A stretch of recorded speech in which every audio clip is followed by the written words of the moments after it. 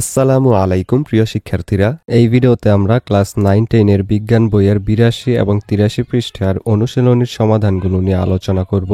আমাদের আগের ভিডিওটিতে শামিমা নাসরিন কমেন্ট করেছে, থ্যাঙ্কস, ওয়েলকাম শামিমা। এটা হলো তৃতীয় অধ্যায়, হৃদযন্ত্রের যত কথা এবং অন্যান্য, এটার উত্তরগুলো দেখো। এখানে কয়েকটা বহু নির্বাচনী প্রশ্ন দেওয়া আছে, এরপর আছে হলো দুইটা সৃজনশীল প্রশ্ন। এই দুইটার উত্তর আমরা এখানে দেখব। প্রথমটা হলো রক্ত জমাট বাঁধানো কোনটির কাজ? এটা হলো খ, অনুচক্রিকা। এরপর 2 নম্বর, অক্সিজেন যুক্ত রক্ত সরবরাহ করে, গ, ধমনী ও পালমোনারি শিরা। এরপর 3 নম্বরে এখানে কোয়েশ্চেনটা হলো অভিষেকের রক্তের গ্রুপ কি ছিল? এটার অ্যান্সার হবে ঘ, ও।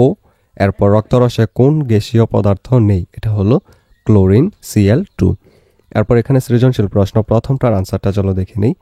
প্রথমটার মধ্যে বলছে হলো রক্তচাপ কাকে বলে?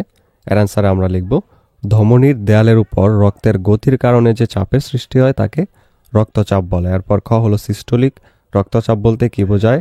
গ হলো রাফিনের আব্বা কি রোগে আক্রান্ত হয়েছেন ব্যাখ্যা কর, এবং ঘ হলো ডাক্তার সাহেব রাফিনের আব্বাকে সুস্থ থাকার জন্য কি উপদেশ দেন ব্যাখ্যা করো। এই 3টা কোয়েশ্চেনের উত্তর আমরা দিয়ে দিচ্ছি, তোমরা একটু ভিডিওটা পজ করে করে দেখে নাও। এগুলো পড়লে ভিডিওটা অনেক বড় হয়ে যাবে, তাই আমরা শুধু উত্তরটা দিয়ে দিচ্ছি। উত্তর এখান থেকে শুরু।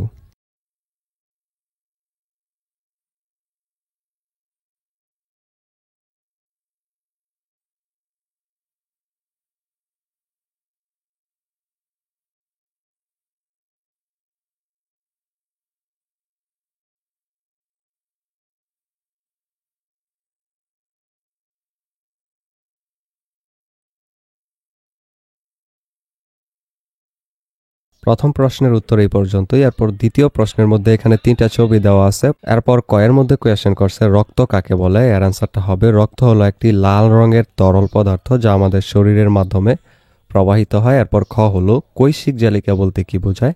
এর অ্যান্সারটা হলো এই যে এইটা। কৈশিক জালিকা হলো সবচেয়ে ছোট রক্তনালী যা ধমনী এবং শিরার মধ্যে সংযোগী স্থাপন করে। এর দেয়াল খুব পাতলা হওয়ায় অক্সিজেন, কার্বন ডাইঅক্সাইড, পুষ্টি এবং বর্জ্য পদার্থ সহজেই রক্ত এবং কোষের মধ্যে বিনিময় হতে পারে।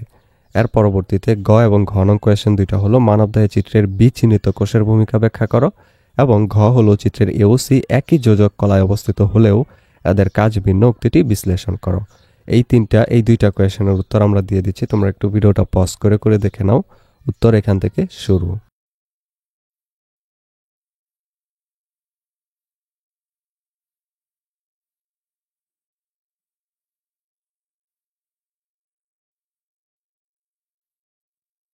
এই ভিডিওটি এই পর্যন্তই। ভিডিওর এই পর্যায়ে একটা আপডেট জানিয়ে রাখি, যারা সবগুলো বিষয়ের প্রাইভেট একই জায়গায় কম খরচে পড়তে চাও, অথবা পড়ালেখার পাশাপাশি ইংলিশ স্পোকেন শিখতে চাও বা গ্রাফিক্স ডিজাইন শিখে স্কিল ডেভেলপ করতে চাও, তারা ডেসক্রিপশনে দেওয়া লিঙ্কে ক্লিক করে বিস্তারিত জেনে যদি ভালো লাগে তাহলে যে কোনো কোর্সে ভর্তি হয়ে যেতে পারো আজই। এবার চলো ভিডিওতে ফিরা যাক। পরবর্তী ভিডিওতে আমরা এর পরবর্তী অধ্যায়, চতুর্থ অধ্যায়ে নবজীবনের সূচনা, এটা নিয়ে আলোচনা করব। এই অধ্যায়ের যত প্রশ্ন আছে সবগুলো সমাধান আমরা ওইটাতে দিয়ে দেব।